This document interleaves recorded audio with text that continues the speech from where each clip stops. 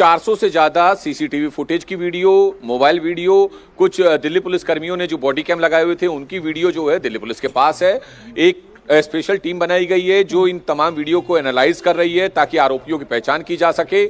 कुछ वीडियो के आधार पर तकरीबन 30 से ज्यादा जो है आरोपियों की पहचान, पत्थरबाजों की पहचान दिल्ली पुलिस कर चुकी है। उनको पकड़ने के लिए एक स्पेशल टीम बनाई गई है। खासतौर पर जो डिस्ट्रिक्ट की स्पेशल स्टाफ की फोर्स है वो इस पूरे ऑपरेशन को देख रही है। फिलहाल आपको बता दें 5 लोगों को गिरफ्तार किया था जिन्हें जेल भेज दिया गया। इसके अलावा 10 से ज्यादा लोग जो है इस वक्त पुलिस की हिरासत में हैं, उनसे पुलिस पूछताछ कर रही है। कुछ सोशल मीडिया अकाउंट जो हैं वो पुलिस के रडार पर हैं। इसके अलावा कुछ यूट्यूबर्स जो हैं वो पुलिस के रडार पे हैं, जिसमें सलमान भी है।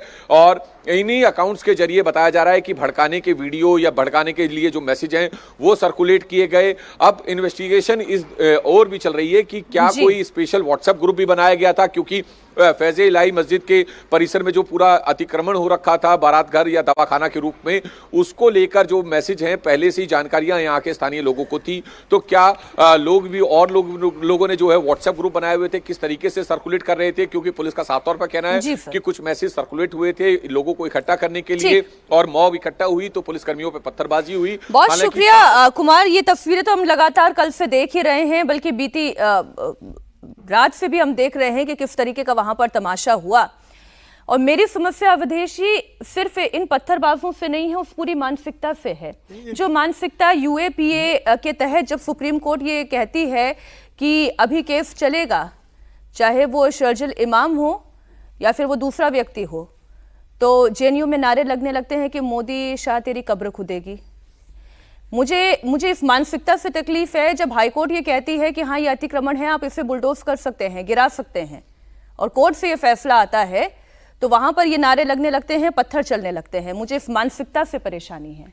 ये देखिए, ये जो कुछ भी दृश्य है ये इसके बहुत मौलिक पहलू है, और इस मौलिक पहलू में समाज की, मीडिया की, राजनीति की इसमें कुछ तात्कालिक निदान है, कुछ दूरगामी निदान है, कुछ गंभीरता से विचार करने की आवश्यकता है, क्योंकि ये पहली बार नहीं हो रहा है।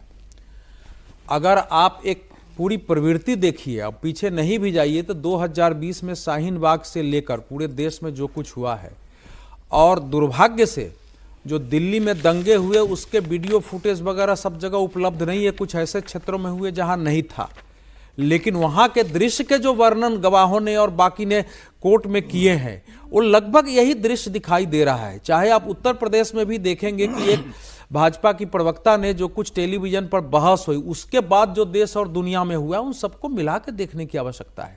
ये असाधारण स्थिति है, ये देश को विचार करने की जरूरत है। मुसलमानों के अंदर भी, जिनको इस देश में कानून और व्यवस्था के तहत रहना है, अपनी जिंदगी जीनी है, उनके लिए भी विचार का अवसर है कि हर चीज जिहाद, हर चीज इस्लाम से और मजहब से कैसे जुड़ जाता है और कैसे इतनी संख्या में लोग उतर जाते हैं।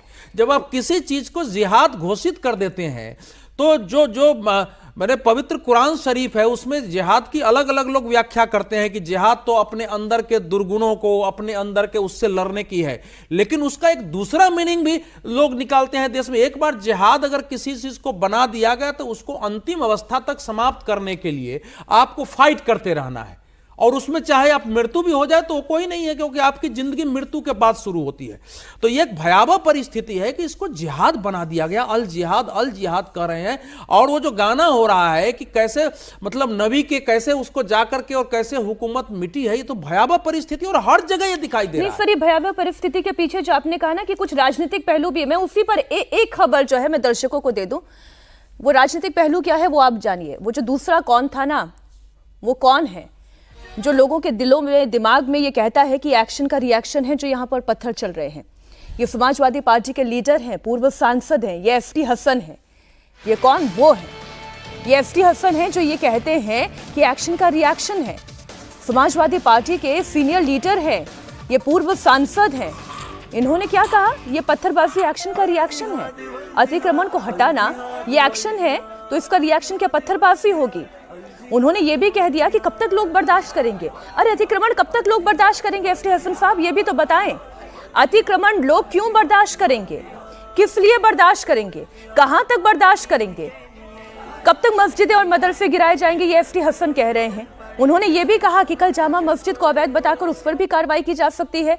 जो हुआ नहीं उसे आप कह रहे हैं, यही तो तनाव फैलाने के तरीके हैं।